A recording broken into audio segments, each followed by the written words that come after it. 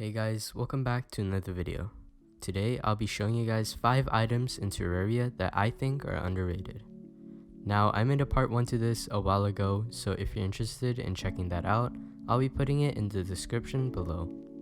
If you enjoyed today's video, be sure to leave a like and subscribe. Also, be sure to comment what items you think are underrated in the comment section down below. Anyways, let's get into the video.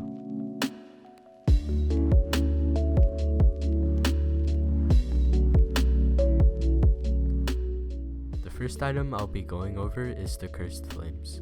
The Cursed Flames is a pre-mech mage weapon and can be obtained early on in hard mode. This weapon is the corruption counterpart to the Golden Shower, which is another mage weapon. The Cursed Flames is often overshadowed by other mage weapons, such as the Crystal Serpent and Golden Shower. Those two weapons are very good, but I think the Cursed Flames also deserve some love. The Cursed Flames is a great weapon because of its ability to pierce enemies, ricochet off walls, and inflict the Cursed Inferno debuff. The Cursed Inferno debuff is really good because it deals 24 damage per second and only a few enemies are immune to it. Another great thing about this weapon is that it's relatively easy to obtain, and it's a lot easier to obtain than other weapons like the Crystal Serpent. If you're a mage and your world is corruption, be sure to give the Cursed Flames a shot.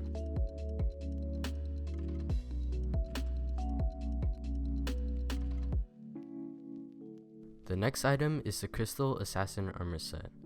This armor set is obtained from Queen Slime, which can be defeated before the mech bosses.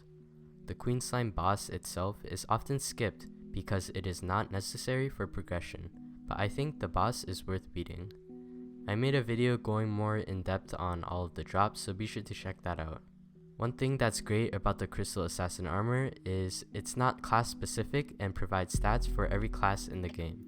But my favorite part about this armor set is its set bonus, which allows the ability for you to dash. This dash is actually really good and is a lot better than the Shield of Cthulhu. This also means people who play on normal mode can have access to a dash much earlier in the game. Not only that, it can also save you an accessory slot. Because of this, I recommend using this set when fighting Duke Fishron pre-mech bosses. Another great thing about this armor set is that you don't have to spend time mining hard mode ores, which can take up a lot of time. Honestly, this armor set is probably one of my favorites in the game, and I recommend for you guys to try it out.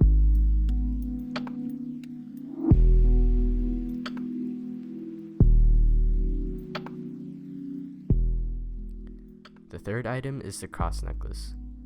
The Cross Necklace is a hard mode accessory that is dropped by mimics. The Cross Necklace can also be crafted into the Star Veil by combining the Star Cloak and the Cross Necklace. So basically what the Cross Necklace does is increase the length of invincibility after taking damage. If you didn't know, Terraria has things called iframes, which are brief seconds of invincibility after you take damage. The normal amount of invincibility is 0.6 seconds, and the Cross Necklace extends that time to 1.3 seconds. So how is that helpful? Well, during boss fights, there are often times where there are so many projectiles that are impossible to dodge. The Cross Necklace can help you get out of sticky situations and greatly reduce the damage you take in boss fights. So here's a clip of me without using the necklace. And here's one where I have the Cross Necklace on. Notice how I survive a lot longer when I have it on due to the extra seconds of invincibility.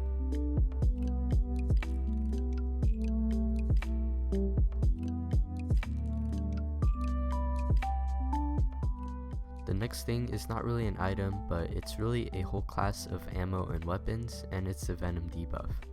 Now the Venom debuff got a lot stronger thanks to the 1.4.1 update, and it now does 30 damage per second.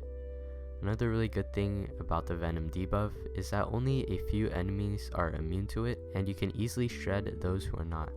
There are a lot of things that can inflict the Venom debuff, but the main item I want to go over is the Venom Arrow.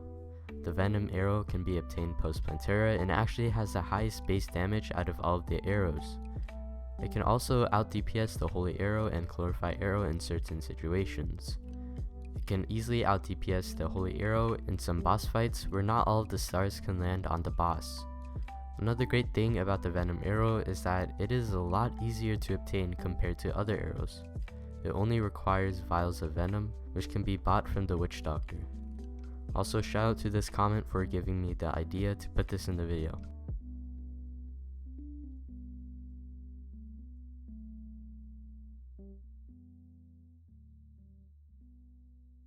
The last item for today's video is the mushroom spear. The mushroom spear can be purchased from the truffle after one mechanical boss has been defeated. The spear shoots out a trail of mushroom projectiles which deal damage. A great thing about these projectiles is that it can actually pass through walls. My only complaint about this weapon is its limited range, but you can easily overcome this weakness by swapping to another weapon.